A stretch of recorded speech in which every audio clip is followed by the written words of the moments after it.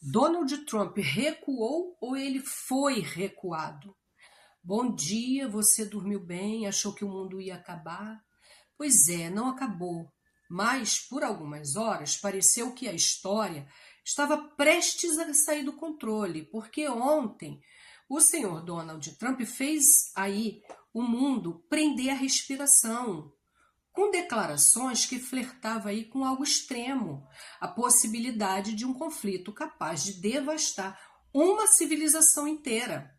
E então, quase que de forma inesperada, veio um recuo. Acho que alguém ali puxou a cordinha dele para trás.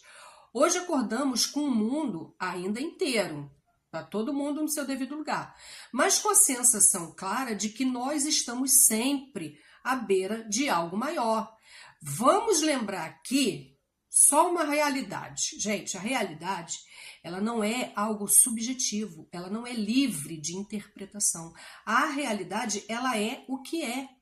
O Estreito de Hormuz, ele estava aberto antes de começar essas ofensivas vindas dos Estados Unidos. Então eu te pergunto, Donald Trump está reivindicando exatamente o quê? Ele está reivindicando algo que ele já tinha. Por isso essa ofensiva, todo esse assédio, essa situação toda, não tem o menor sentido. Isso não tem lógica. Uma pessoa normal, ela não consegue enxergar lógica nessa ofensiva. E esse tipo de tensão não é novo, não é uma coisa nova, porque pensadores clássicos já tentaram explicar por que a humanidade insiste em caminhar nessa linha tênue entre o caos ali e a ordem. O Thomas Hobbes, já por exemplo, ele já escreveu no Leviatã que sem a autoridade, uma autoridade forte, a condição humana tende a ser uma guerra de todos contra todos. Essa ideia ajudou a entender por que a soberania dos estados é levada tão a sério.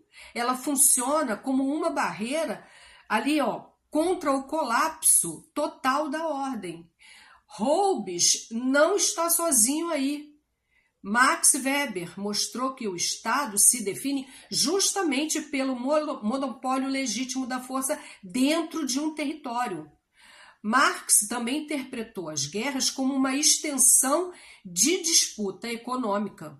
Já o Charles Tilly foi direto ao ponto ao afirmar que a guerra faz o Estado e o Estado faz a guerra. E Norbert Elias destacou também que, embora a violência tenha sido mais controlada dentro da sociedade, ela nunca deixou de existir nas relações entre as nações aí. O que todos esses autores, cada um da sua maneira, mostra é que a violência entre estados não é um desvio ocasional.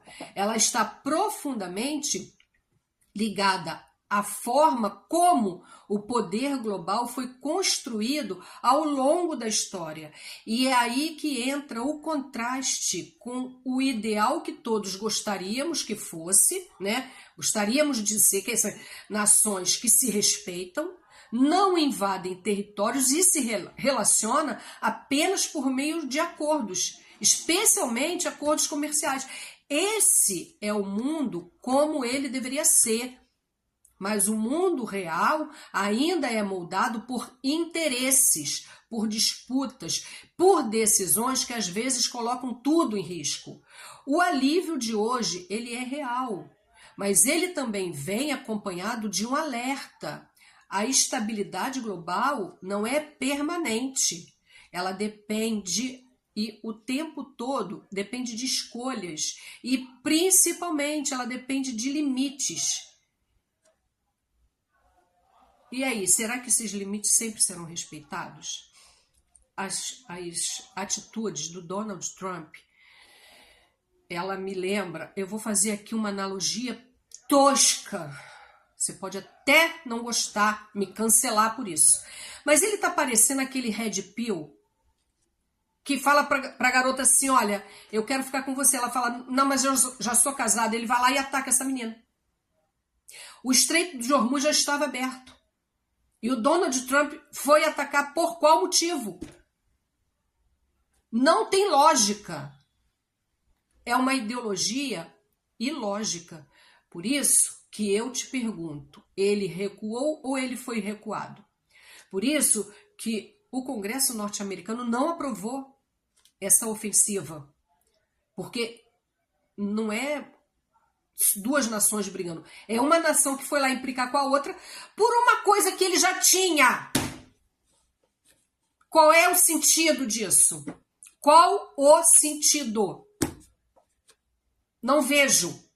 Não vejo lógica nesse quadro.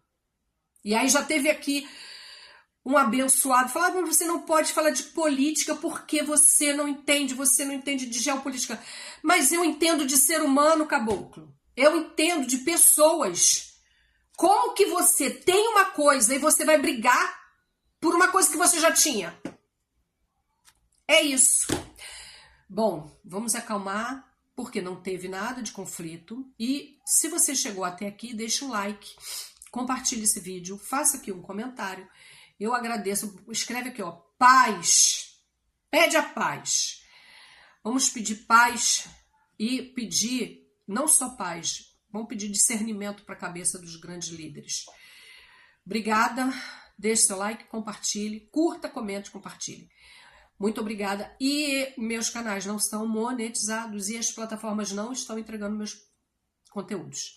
Eu agradeço se você puder fazer essa colaboração de comentar e de curtir, porque cada curtida, cada comentário, ele dá um passinho mais para frente, entendeu? Obrigada, até a próxima. Fiquem bem.